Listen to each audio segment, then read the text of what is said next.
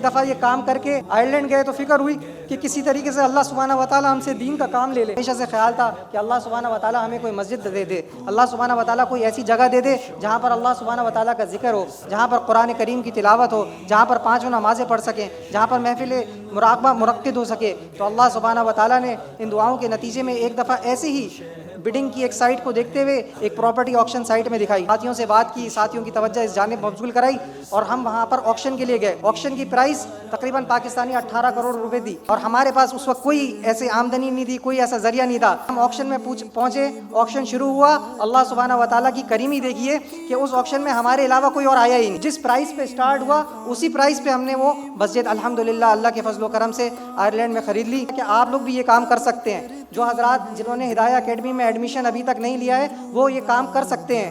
ہر بندہ دین کا کام کر سکتا ہے. ہدایہ اکیڈمی کے اندر بہت سارے پروگرامز ہیں. آپ کو جو پروگرام آپ کی فیزیبلٹی سے سمجھ میں آتا ہے آپ آج ایڈمیشن لے کے چلے جائیں.